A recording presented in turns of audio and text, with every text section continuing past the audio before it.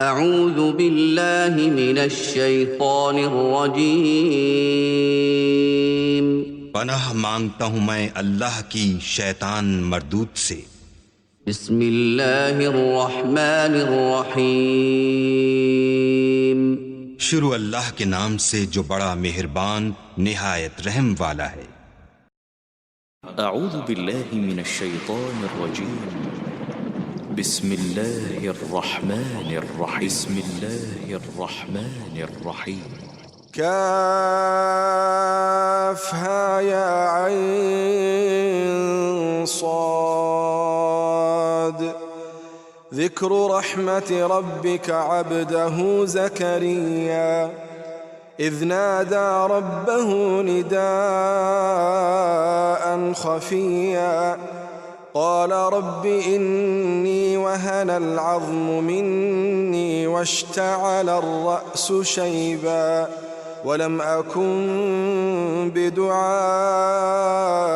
رب شقيا وإني خفت الموالي من ورائي وكانت امرأتي عاقرا فهب لي من لدنك وليا يرثني ويرث من آل يعقوب واجعله رب رضيا يا زكريا إنا نبشرك بغلام اسمه يحيى لم نجعل له من قبل سميا قال رب أنى يكون لي غلام وكانت امرأتي عاقرا وقد بلغت من الكبر عتيا قال كذلك قال ربك هو علي هين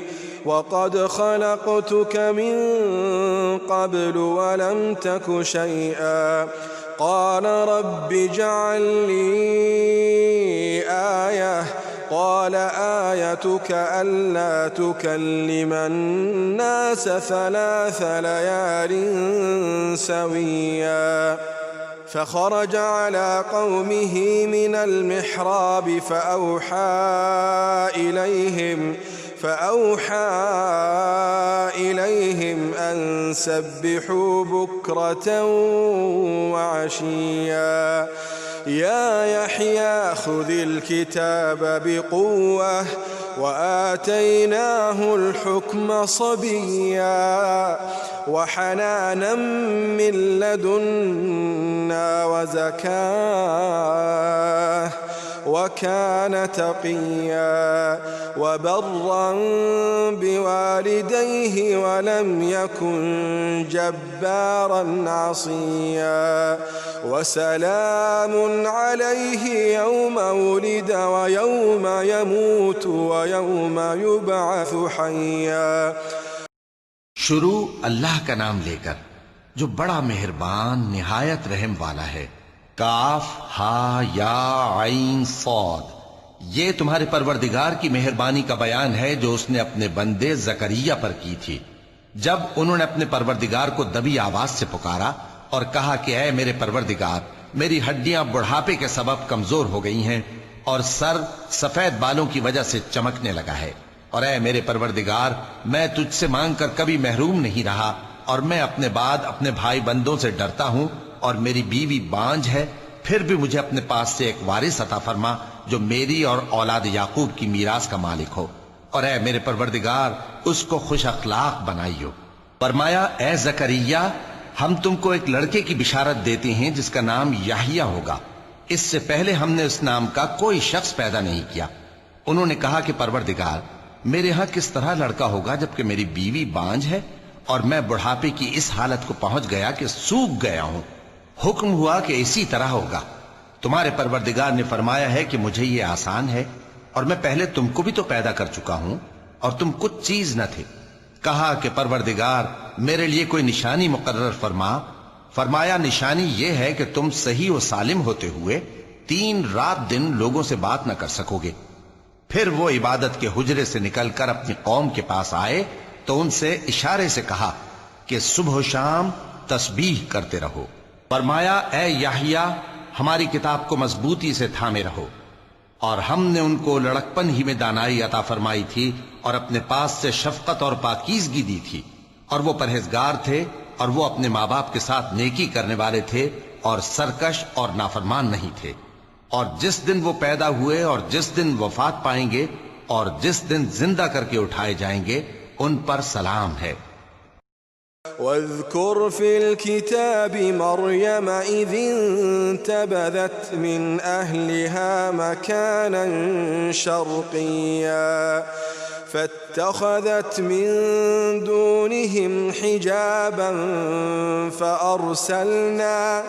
فأرسلنا إليها روحنا فتمثل لها بشرا سويا قالت إني أعوذ بالرحمن منك إن كنت تقيا قال إنما أنا رسول ربك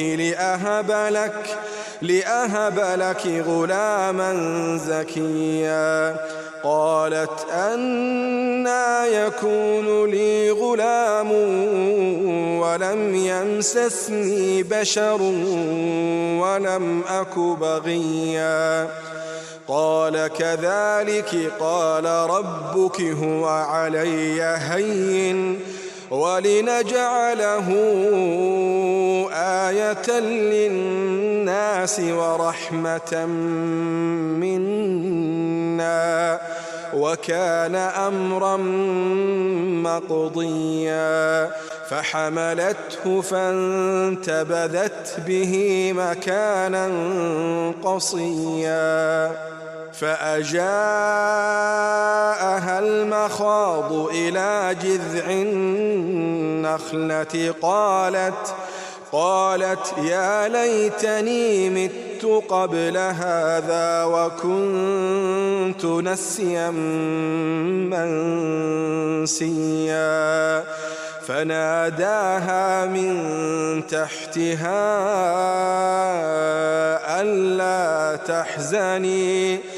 ألا تحزني قد جعل ربك تحتك سريا وهزي إليك بجذع النخلة تساقط عليك رطبا جنيا فكلي واشربي وقري عينا فإما ترين من البشر أحدا فقولي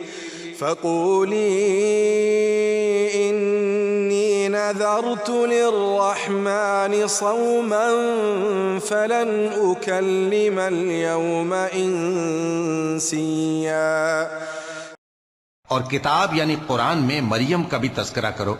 जब वो अपने लोगों से अलग होकर मकान के मशरिकी हिस्से में चली गईं, फिर उन्होंने उनकी तरफ से पर्दा कर लिया, तो हमने उनकी तरफ अपना फरिश्ता भेजा, सो वो उनके सामने एक खूबसूरत मर्द की सूरत में आया। मरियम बोली कि अगर तुम परहेजगार हो तो मैं तुमसे बचने के लिए रहमान की पनाह लेती हूँ। फरिश्ते ने कहा कि मैं तो तुम्हारे परवरदिगार का भेजा हुआ यानी फरिश्ता हूँ और इसलिए आया हूँ कि तुम्हें पाकीज़ा लड़का बख्शूं। मरियम ने कहा कि मेरे यहां लड़का क्यों कर होगा, जबकि मुझे किसी मर्द ने बतौर शौहर छुआ तक नहीं और मैं बदकार भी नहीं हूं। फरिश्ते ने कहा कि यूं ही होगा, तुम्हारे परवरदिगार ने फरमाया कि ये मुझे आसान है और मैं इसे इसी तरीक पर पैदा करूंगा ताकि इसको हम लोगों के लिए अपनी तरफ से निशानी और जरिया रहमत बनाएं, और ये काम मुकर्रर हो चुका है। चुनाचे वो उस बच्चे के साथ हामिला हो गईं और उसे लेकर एक दूर जगह चली गईं। फिर दर्द ज़ेह उनको खजूर के तने की तरफ ले आया। कहने लगी कि काश मैं इससे पहले मर चुकती और भूली बिसरी हो गई होती। तब उनके टीले के नीचे की जानिब से फरिश्ते ने उनको आवाज दी कि गमनाक न हो, तुम्हारे परवरदिगार ने तुम्हारे नीचे एक चश्मा पैदा कर दिया है और खजूर के तने को पकड़कर अपनी तरफ हिलाओ, वो तुम पर ताजा उम्दा खजूरें गिराएगा, तो खाओ और पियो और आंखें ठंडी करो। अगर तुम किसी आदमी को देखो तो कहना कि मैंने अल्लाह के लिए रोजे की मन्नत मानी तो आज मैं किसी आदमी से हरगिज कलाम नहीं करूंगी। فأتت به قومها تحمله قالوا يا مريم لقد جئت شيئا فريا يا أخت هارون ما كان أبوك امرأ سوء وما كانت أمك بغيا فأشارت إليه قالوا كيف نكلم من كان في المهد صبيا قال إني عبد الله آتاني الكتاب وجعلني نبيا وجعلني مباركا أينما كنت وأوصاني بالصلاة والزكاة ما دمت حيا وبرا بوالدتي ولم يجعلني جبارا شقيا والسلام علي يوم ولدت ويوم أموت ويوم أبعث حيا ذلك عيسى ابن مريم قول الحق الذي فيه يمترون ما كان لله أن يتخذ من ولد سبحانه إذا قضى أمرا فإنما يقول له كن فيكون وإن الله ربي وربكم فاعبدوه هذا صراط مستقيم فاختلف الأحزاب من بينهم فويل للذين كفروا من مشهد يوم عظيم أسمع بهم وأبصر يوم يأتوننا لكن الظالمون اليوم في ضلال مبين وأنذرهم يوم الحسرة إذ قضي الأمر وهم في غفلة وهم لا يؤمنون إنا نحن نرث الأرض ومن عليها وإلينا يرجعون। फिर वो उस बच्चे को उठाकर अपनी बरादरी वालों के पास ले आईं। वो कहने लगे कि मरियम, ये तो तूने बुरा काम किया। ए हारून की बहन, न तो तेरा बाप ही बुरा आदमी था और न तेरी माँ ही बदकार थी। तो मरियम ने उस बच्चे की तरफ इशारा किया। वो बोले कि हम इससे कि गोद का बच्चा है कैसे बात करें। बच्चे ने कहा कि मैं अल्लाह का बंदा हूं, उसने मुझे किताब दी है और नबी बनाया है, और मैं जहां हूं और जिस हाल में हूं उसने मुझे साहिब बरकत बनाया है, और जब तक जिंदा हूं मुझको नमाज और ज़कात का इरशाद फरमाया है, और मुझे अपनी माँ के साथ नेक सुलूक करने वाला बनाया है और सरकशो बदबख्त नहीं बनाया। और जिस दिन मैं पैदा हुआ और जिस दिन मरूंगा और जिस दिन जिंदा करके उठाया जाऊंगा मुझ पर सलाम है। ये मरियम के बेटे ईसा हैं, और यह सच्ची बात है जिसमें लोग शक करते हैं। अल्लाह को शाया नहीं कि किसी को बेटा बनाए, वो पाक है। जब किसी चीज का इरादा करता है तो उसको यही कहता है कि हो जा, तो वो हो जाती है। और बेशक अल्लाह ही मेरा और तुम्हारा परवरदिगार है, तो उसी की इबादत करो, यही सीधा रास्ता है। फिर अहले किताब के फिरकों ने बाहम इख्तिलाफ किया, सो जो लोग काफिर हुए हैं उनको बड़े दिन यानी क़यामत के रोज हाजिर होने से खराबी है। वो जिस दिन हमारे सामने आएंगे कैसे सुनने वाले और कैसे देखने वाले होंगे, मगर जालिम आज खुली गुमराही में है। और उनको हसरत व अफसोस के दिन से डरा दो जब बात फैसल कर दी जाएगी और वो गफलत में पड़े हुए हैं और ईमान नहीं लाते।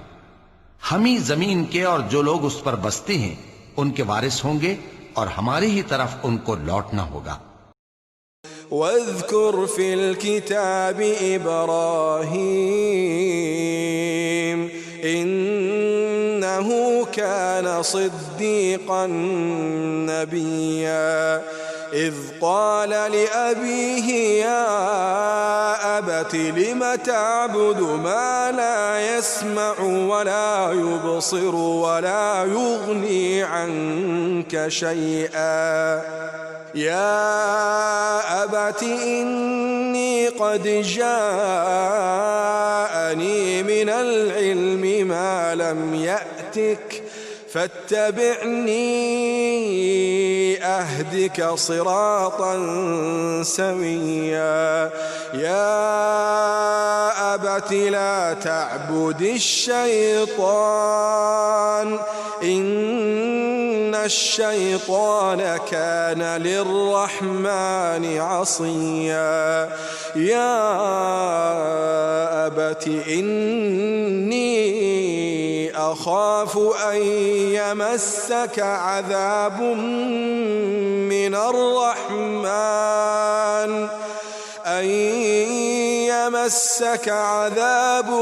من الرحمن فتكون للشيطان وليا قال أراغب أنت عن آلهتي يا إبراهيم لئن لم تنته لأرجمنك واهجرني مليا قال سلام عليك سأستغفر لك ربي إنه كان بي حفيا وأعتزلكم وما تدعون من دون الله وأدعو ربي عسى ألا أكون بدعاء ربي شقيا فلما اعتزلهم وما يعبدون من دون الله وهبنا له إسحاق ويعقوب وكلا جعلنا نبيا ووهبنا لهم من رحمتنا وجعلنا لهم لسان صدق عليا और किताब में इब्राहिम का जिक्र करो, बेशक वो निहायत सच्चे थे, पैगंबर थे। जब उन्होंने अपने बाप से कहा कि अब्बा, आप ऐसी चीजों को क्यों पूछते हैं जो न सुने और न देखें और न आपके कुछ काम आ सकें। अब्बा, मुझे ऐसा इल्म मिला है जो आपको नहीं मिला, तो मेरे साथ हो जाइए, मैं आपको सीधी राह पर ले चलूंगा। अब्बा, शैतान की पूजा न कीजिए, बेशक शैतान अल्लाह का नाफरमान है। अब्बा, मुझे डर लगता है कि आपको अल्लाह का अजाब आ पकड़े तो आप शैतान के साथी हो जाएं। उसने कहा कि इब्राहिम, क्या तू मेरे माबूदों के खिलाफ है? अगर तू बाज ना आएगा तो मैं तुझे संसार कर दूंगा और तू हमेशा के लिए मुझसे दूर हो जा। इब्राहिम ने सलामुन अलैकुम कहा और कहा कि मैं आपके लिए अपने परवरदिगार से बख्शिश मांगूंगा, बेशक वो मुझ पर निहायत मेहरबान है। और मैं आप लोगों से और जिनको आप अल्लाह के सिवा पुकारा करते हैं उनसे कनारा करता हूं और अपने परवरदिगार ही को पुकारूंगा। उम्मीद है कि मैं अपने परवरदिगार को पुकार कर महरूम नहीं रहूंगा। और जब इब्राहिम उन लोगों से और जिनकी वो अल्लाह के सिवा परस्तिश करते थे अलग हो गए, तो हमने उनको इसहाक और इसहाक को याकूब बख्शे और हर एक को पैगंबर बनाया। और हमने उनको अपनी रहमत से बहुत सी चीजें इनायत की और उनका जिक्र जमील बुलंद किया। واذكر في الكتاب موسى إنه كان مخلصا وكان رسولا نبيا وناديناه من جانب الطور الأيمن وقربناه نجيا ووهبنا له من رحمتنا أخاه هارون نبيا واذكر في الكتاب إسماعيل إنه كان صادق الوعد وكان رسولا نبيا وكان يأمر أهله بالصلاة والزكاة وكان عند ربه مرضيا واذكر في الكتاب إدريس إنه كان صديقا نبيا ورفعناه مكانا عليا أولئك الذين أنعم الله عليهم من النبيين من ذرية آدم وممن حملنا مع نوح ومن ذرية إبراهيم وإسرائيل وممن هدينا واجتبينا إذا تتلى عليهم آيات الرحمن خروا سجدا وبكيا. और किताब में मूसा का भी जिक्र करो, बेशक वो हमारे बरगुजीदा थे और रसूल थे, नबी थे, और हमने उनको तूर की दाहिनी तरफ से पुकारा और बातें करने के लिए नजदीक बुलाया और अपनी मेहरबानी से उनको उनका भाई हारून पैगंबर बनाकर अता किया। और किताब में इस्माइल का भी जिक्र करो, वो वादे के सच्चे और रसूल थे, नबी थे, और वो अपने घर वालों को नमाज और ज़कात का हुक्म करते थे और अपने परवरदिगार के यहाँ पसंदीदा थे। और किताब में इदरीस का भी जिक्र करो, वो भी निहायत सच्चे थे, नबी थे, और हमने उनको ऊंची जगह उठा लिया था। ये वो लोग हैं जिन पर अल्लाह ने अपने पैगंबरों में से फजल किया, यानी औलाद आदम में से, और उन लोगों में से जिनको हमने नूह के साथ कश्ती में सवार किया, और इब्राहीम और याकूब की औलाद में से, और उन लोगों में से जिनको हमने हिदायत दी और जिन्हें बरगुजीदा किया। जब उनके सामने हमारी आयतें पढ़ी जाती थीं तो सजदे में गिर पड़ते और रोते रहते थे। चूंकि आयत सजदा तिलावत की गई है, लिहाजा सामीन पर सजदा वाजिब है। فخلف من بعدهم خلف أضاعوا الصلاة واتبعوا الشهوات فسوف يلقون غيا إلا من تاب وآمن وعمل صالحا فأولئك يدخلون الجنة ولا يظلمون شيئا جنات عدن التي وعد الرحمن عباده بالغيب إنه كان وعده مأتيا لا يسمعون فيها لغوا إلا سلاما ولهم رزقهم فيها بكرة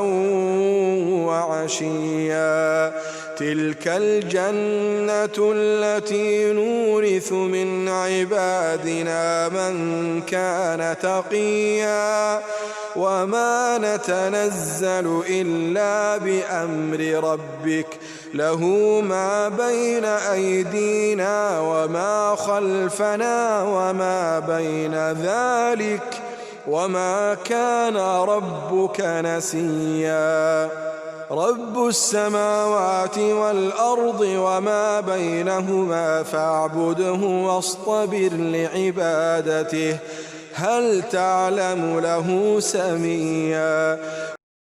फिर उनके बाद चंद नाखलफ उनके जानशी हुए जिन्होंने नमाज को जाया कर दिया और ख्वाहिशात नफसानी के पीछे लग गए, सो अनकरीब उनको गुमराही की सजा मिलेगी। हाँ, जिसने तौबा की और ईमान लाया और अमल नेक किए तो ऐसे लोग बहिश्त में दाखिल होंगे और उनका जरा नुकसान न किया जाएगा, यानी हमेशा की बहिश्तों में जिसका अल्लाह ने अपने बंदों से वादा किया है कि जो उनकी आंखों से पोशीदा है। बेशक इसका वादा नेकुकारों के सामने आने वाला है। वो इसमें सलाम के सिवा कोई बेहुदा कलाम न सुनेंगे और उनको सुबह शाम खाना मिलेगा। यही वो जन्नत है जिसका हम अपने बंदों में से ऐसे शख्स को मालिक बनाएंगे जो परहेजगार होगा। और फरिश्तों ने पैगंबर को जवाब दिया कि हम तुम्हारे परवरदिगार के हुक्म के सिवा उतर नहीं सकते। जो कुछ हमारे आगे है और जो पीछे है और जो इसके दरमियान है सब उसी का है, और तुम्हारा परवरदिगार भूलने वाला नहीं। यानी आसमान और जमीन का और जो इन दोनों के दरमियान है सबका परवरदिगार, तो उसी की इबादत करो और उसकी इबादत पर साबित कदम रहो। भला तुम कोई उसका हम नाम जानते हो? وَيَقُولُ الْإِنسَانُ أَإِذَا مَا مِتُّ لَسَوْفَ أُخْرَجُ حَيًّا أَوَلَا يَذْكُرُ الْإِنسَانُ أَنَّا خَلَقْنَاهُ مِنْ قَبْلُ وَلَمْ يَكُ شَيْئًا فوربك لنحشرنهم والشياطين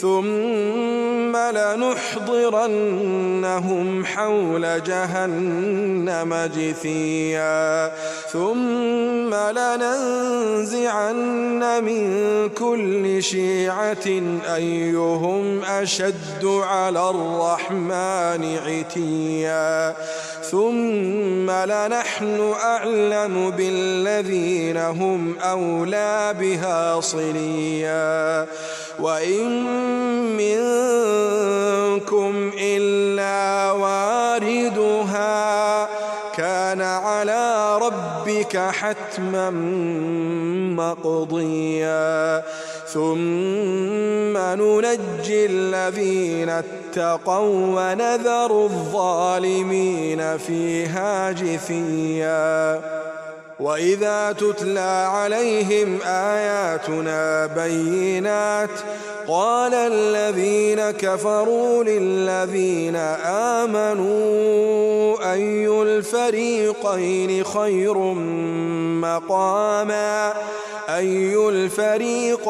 خير مقاما وأحسن نديا وكم أهلكنا قبلهم من قرن هم أحسن أثاثا ورئيا।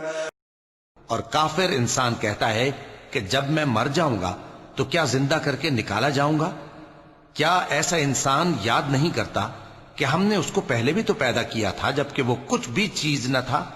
सो तुम्हारे परवरदिगार की कसम, हम इनको जमा करेंगे और शैतानों को भी, फिर इन सबको जहन्नम के गिर्द हाजिर करेंगे और वो घुटनों पर गिरे हुए होंगे।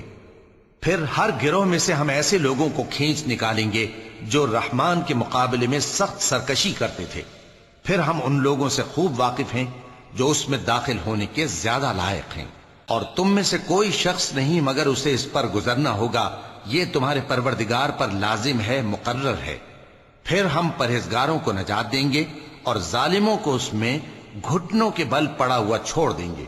और जब उन लोगों के सामने हमारी आयतें पढ़ी जाती हैं तो जो काफिर हैं वो मोमिनों से कहते हैं कि दोनों फरीक में से मकान किसके अच्छे और मजलिसें किसकी बेहतर हैं, और हमने इनसे पहले बहुत सी उम्मतें हलाक कर दी। वो लोग इनसे ठाट बाट और नुमुद नुमाइश में कहीं अच्छे थे।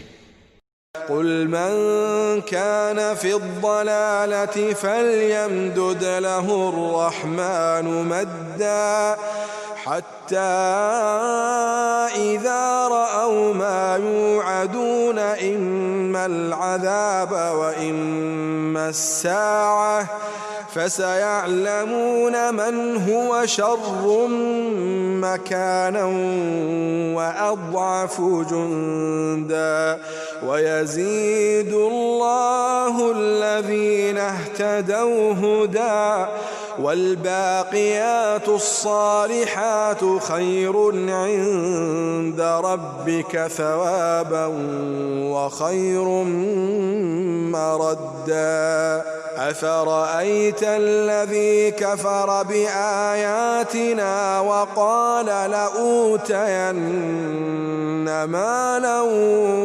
وولدا اطلع الغيب أم اتخذ عند الرحمن عهدا كلا سنكتب ما يقول ونمد له من العذاب مدا ونرثه ما يقول ويأتينا فردا واتخذوا من دون الله آلهة ليكونوا لهم عزا كلا سيكفرون بعبادتهم ويكونون عليهم ضدا कह दो कि जो शख्स गुमराही में पड़ा हुआ है रहमान उसको आहिस्ता आहिस्ता मोहलत दिया जाता है यहां तक कि जब उस चीज को देख लेंगे जिसका इनसे वादा किया जाता है खा अजाब और खा कयामत तो उस वक्त जान लेंगे कि मकान किसका बुरा है और लश्कर किसका कमजोर है।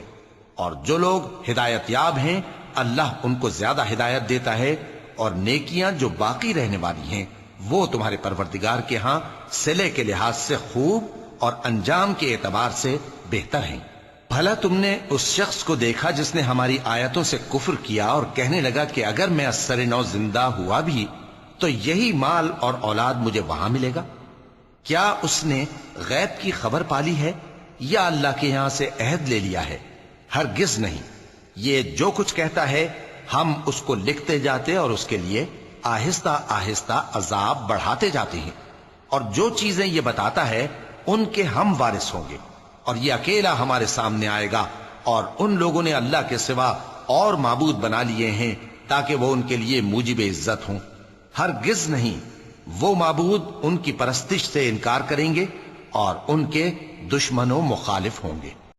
अलम तरा अन्ना अरसलना अश्शयातीन अलल काफिरीन तउज़्ज़ुहुम अज़्ज़ा फला ताजल अलैहिम इन्नमा नउद्दु लहुम अद्दा यौम नहशुरुल मुत्तकीन इलर रहमानि वफ़दा वनसूकुल मुजरिमीन इला जहन्नम विर्दा ला यमलिकून अश्शफाअत इल्ला मन इत्तखज़ इंदर रहमानि अहदा वक़ालू इत्तखज़र रहमानु वलदा लक़द जिअ्तुम शैअन इद्दा तकादु अस्समावातु यतफ़त्तरन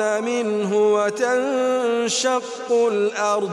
وتنشق الأرض وتخر الجبال هدا أن دعوا للرحمن ولدا وما ينبغي للرحمن أن يتخذ ولدا إن كل من في السماوات والأرض إلا آتي الرحمن عبدا لقد أحصاهم وعدهم عدا وكلهم آتيه يوم القيامة فردا إن الذين آمنوا وعملوا الصالحات سيجعل لهم الرحمن ودا فإنما يسرناه بلسانك لتبشر به المتقين وتنذر به قوما لدا وكم أهلكنا قبلهم من قرن هل تحس منهم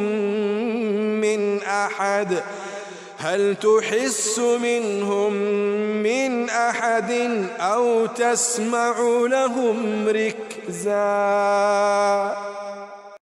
क्या तुमने नहीं देखा कि हमने शैतानों को काफिरों पर छोड़ रखा है कि वो उनको खूब उकसाते रहती हैं, तो तुम उन पर अजाब के लिए जल्दी ना करो کہ ہم تو ان کے لیے دن شمار کر رہے ہیں، جس روز ہم پرہیزگاروں کو رحمان کے سامنے بطور مہمان جمع کریں گے اور گناہگاروں کو دوزخ کی طرف پیاسے ہانک لے جائیں گے، تو لوگ کسی کی سفارش کا اختیار نہ رکھیں گے مگر جس نے رحمان سے اقرار لے لیا ہو، اور کہتے ہیں کہ رحمان بیٹا رکھتا ہے۔ ایسا کہنے والو، یہ تو تم بری بات زبان پر لاتے ہو۔ قریب ہے کہ اس جھوٹ سے آسمان پھٹ پڑیں اور زمین شق ہو جائے اور پہاڑ پارا پارا ہو کر گر پڑیں، کہ انہوں نے رحمان کے لیے بیٹا تجویز کیا، اور رحمان کو شایع نہیں کہ کسی کو بیٹا بنائے۔ ہر شخص جو آسمانوں اور زمین میں ہے رحمان کے روبرو بطور بندہ ہی آئے گا۔ اس نے ان سب کو اپنے علم سے گھیر رکھا اور ایک ایک کو شمار کر رکھا ہے، اور یہ سب قیامت کے دن اس کے سامنے اکیلے اکیلے حاضر ہوں گے۔ اور جو لوگ ایمان لائے اور عمل نیک کیے، رحمان ان کی محبت مخلوقات کے دل میں پیدا کر دے گا۔ اے پیغمبر صلی اللہ علیہ وآلہ وسلم، ہم نے یہ قرآن تمہاری زبان میں آسان بنا کر نازل کیا ہے تاکہ تم اس سے پرہیزگاروں کو خوشخبری پہنچا دو اور جھگڑالوؤں کو ڈر سنا دو، اور ہم نے ان سے پہلے بہت سے گروہوں کو ہلاک کر دیا ہے۔ بھلا تم ان میں سے کسی کو دیکھتے ہو یا کہیں ان کی بھنک سنتے ہو؟ صدق اللہ